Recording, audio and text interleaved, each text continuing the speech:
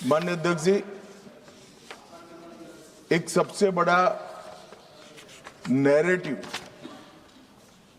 खड़ा किया जा रहा है, भ्रांति फैलाई जा रही है कि ये जो 3 विधेयक है, संविधान संशोधन विधेयक और 2 कानून डिलिमिटेशन का और संघ क्षेत्र के चुनाव के कानून में बदलाव, वो आने से दक्षिण की क्षमता लोकसभा में बहुत कम हो जाएगी और हमारे दक्षिण के राज्यों को बहुत बड़ा नुकसान होगा। मान्यवर, मैं बिल जो सदन के सामने है, अब सदन की प्रॉपर्टी है, इसका प्रैक्टिकल इंटरप्रिटेशन कर कुछ चीजों को मैं बताना चाहता हूं। कर्नाटक राज्य में 543 के सदन में अभी 28 सीटें हैं और सदन की 543 सीटों की संख्या के 5.15% कर्नाटक के सांसद यहां पर आते हैं। ये बिल पारित होने के बाद, संविधान संशोधन होने के बाद कर्नाटक की संख्या हो जाएगी 28 से बढ़कर 42 और प्रतिशत लोकसभा में 816 में हो जाएगा 5.14।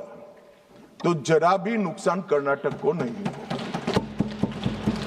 दूसरा राज्य है आंध्र प्रदेश, इनकी अभी 25 सीटें हैं आंध्र प्रदेश की और अब की स्थिति में उसका प्रतिशत प्रतिनिधित्व 4.60 है, 4.60।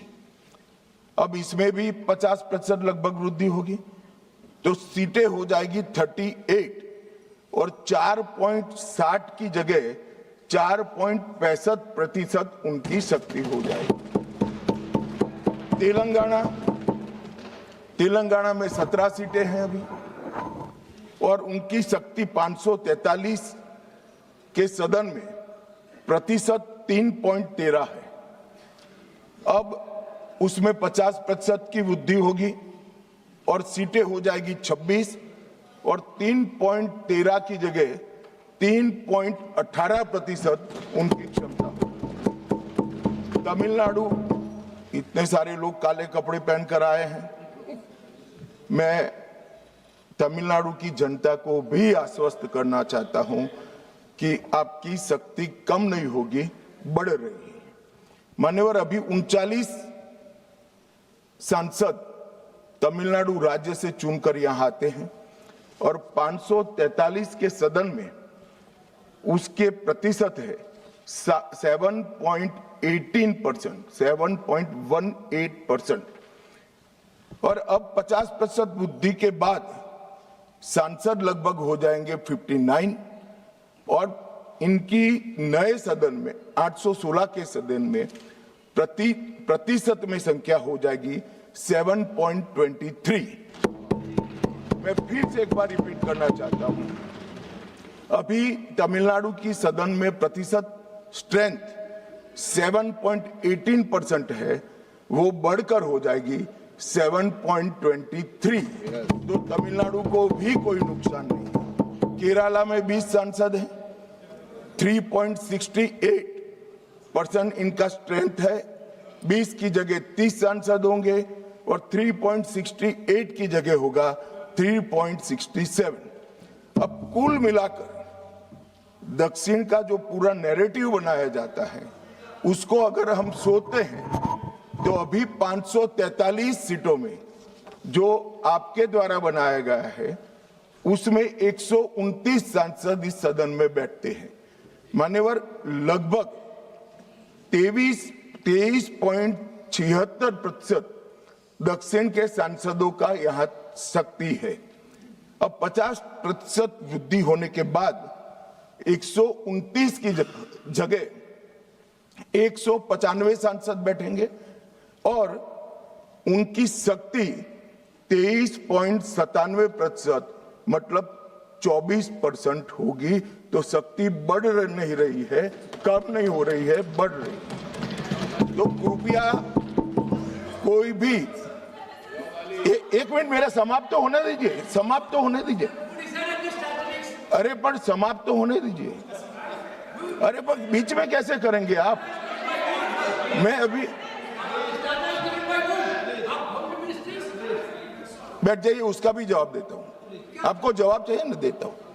मान्यवर, कृपया ये बिल के जो इंटरप्रिटेशन है, इसको अधिकृत रूप से बिल को पायलट करने वाले मंत्री के रूप में मैं इस सदन के सामने रख रहा हूं। मैं मेरी जिम्मेदारी समझ रहा हूं। जो भ्रांति फैला रहे हैं वो शायद न समझते हैं, तो उसके लिए मेरा कोई टिप्पणी नहीं है। मान्यवर वेणुगोपाल जी कह रहे हैं कि किसने कहा? मैं अमित शाह भारत का गृह मंत्री कह रहा हूं, जो इस बिल को पायलट किया। दूसरी बात, सुनिए ना, बिल में कहां है और कहां से ड्रॉ कर मैं आंकड़े निकालता हूं।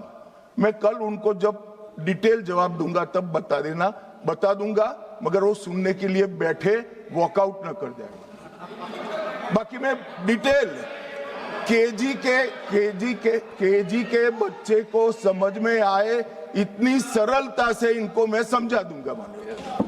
उनको धैर्य से सुनना चाहिए। मान्यवर, इन्होंने कहा कि जाति जनगणना नहीं कराना चाहती है सरकार। इसको भी मुझे स्पष्ट कर देना चाहिए, सरकार की कैबिनेट ने नरेंद्र मोदी जी के नेतृत्व में जाति जनगणना करने का निर्णय कर लिया है। अगली जनगणना जाति जनगणना होने वाली है। एक भ्रांति फैलाई जा रही है कि अभी जो प्रश्न पूछे जा रहे हैं उसमें जाति का जिक्र नहीं है। मान्यवर, जनगणना जिनका डिटेल अभ्यास है उनको मालूम होगा, जनगणना 2 हिस्सों में होती है। पहले सभी मकानों को इंगित किया जाता है और उसके बाद में जो बिल्डिंग्स होते हैं इसके अंदर रहने वाले बंदों को इंगित किया जाता है। तो बिल्डिंग की अभी तक कोई जाति की व्यवस्था हुई नहीं है, होगी तब इसको भी गिन लेंगे। अभी तक बिल्डिंग की कोई जाति व्यवस्था नहीं है। मान्यवर, जब व्यक्तियों की जाति गिनी जाएगी तब जाति जनगणना का सवाल आएगा। ये भी मैं आज पूरी तरह से स्पष्ट कर देना चाहता हूं। मान्यवर, उन्होंने कहा कि 850 का आंकड़ा कहां से आया, ये मैं समझाता हूं। 850 का जो आंकड़ा है मान्यवर, वो इस तरह से बना है कि काल्पनिक रूप से सोच ले कि 100 सीटें हैं। अगर 33% माताओं को, मातृशक्ति को आरक्षण देना है तो उसमें 50% बढ़ाते हैं तो सीटें होती है 150, और 150 जब होती है इसका 33% करते हैं तो 100 सीटें ऑटोमेटिकली हो जाती हैं। जो 543 सदस्य बैठे हैं इसमें 50% वृद्धि होगी। इसका 33% जब माताओं के लिए रिजर्व हो जाएगा तब 543 की 43 ओपन सीटें होगी जहां पर भी महिलाएं लड़ सकती। तो ये 50% इस तरह से आया है। और 850 है वो राउंड ऑफ फिगर है। 816 एग्जैक्ट संख्या होगी। ये फिर से पूछेंगे कि ऐसा क्यों किया है, तो अभी भी राउंड ऑफ फिगर जो है ये 543 नहीं है, 543 से ज्यादा ही है। अब उन्होंने कहा कि वृद्धि कैसे करोगे आप? 550 इतना तो समझ जाएंगे भाई। मैं केजी कहा तो तुम 7 अर्थ में केजी की तरह करने लगे। मान्यवर, इन्होंने कहा कि ये बिल में लिखा नहीं है। सांसद ज्योतिमणि और दक्षिण के कई सारे सांसदों ने कहा, मेरा कल समय ले ले, मैं पढ़वा दूंगा। वैसे समय लेने की जरूरत भी नहीं है। कल मैं सदन के सामने ये डिटेल पूरा देश समझ पाए इस तरह से समझा दूंगा। मान्यवर, डीलिमिटेशन कमीशन का जिक्र है कि डीलिमिटेशन कमीशन में आप आपके लोग बिठा दोगे, ये करोगे, वो करोगे। तो मैं माननीय सदस्य प्रियंका जी को कहना चाहता हूं, हमने डीलिमिटेशन कमीशन एक्ट के अंदर कोई बदलाव नहीं किया है। फुल स्टॉप कोमा में आपका डीलिमिटेशन कमीशन एक्ट को हमने रिपीट किया है। अगर आपने उस वक्त मैनिपुलेशन किया है तो मैं इतना कह सकता हूं, आप कह रही हो कि इससे मैनिपुलेशन होगा, तो आपने अगर उस वक्त ये एक्ट का उपयोग कर कर मैनिपुलेशन किया होगा तो मैं इतना कर सकता हूं कि हम नहीं करेंगे और मैं कुछ नहीं कह सकता। मान्यवर, एक वाक्य आया कि तमिलनाडु बंगाल में चुनाव हो रहे हैं और ये नया एक्ट आ गया। मान्यवर,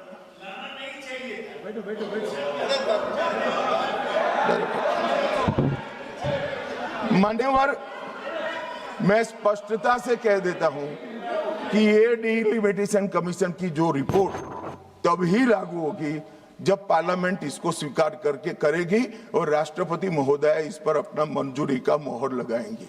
तो ये 2029 के पहले होने का सवाल नहीं है। 29 तक भी जो चुनाव होंगे वो सारे पुरानी सीटों पर ही होंगे, पुरानी व्यवस्था में होंगे। तो अखिलेश जी को भी डरने की जरूरत नहीं है।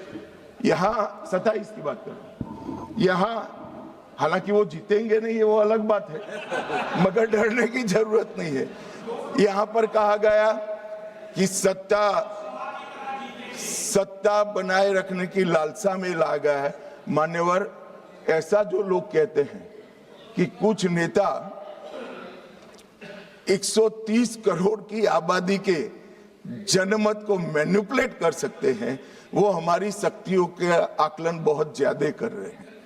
हम तो उस बात में मानने वाले हैं, लोकतंत्र में सत्ता नागरिक के वोट से और नागरिक के दिमाग से ही तय होती है। राजनेता, राजनीतिक पार्टियां नहीं कर सकती। 130 करोड़ का जनमत कौन मैनिपुलेट कर सकता है ऐसा?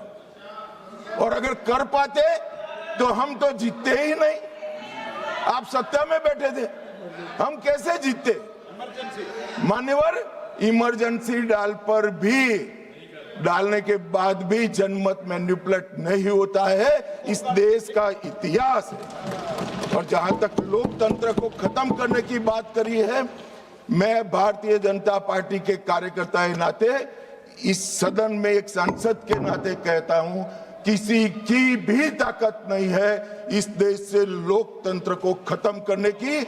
जिन्होंने प्रयास किए हैं इमरजेंसी के वक्त, जनता ने उनको खत्म कर दिया था, लोकतंत्र को कुछ नहीं हुआ।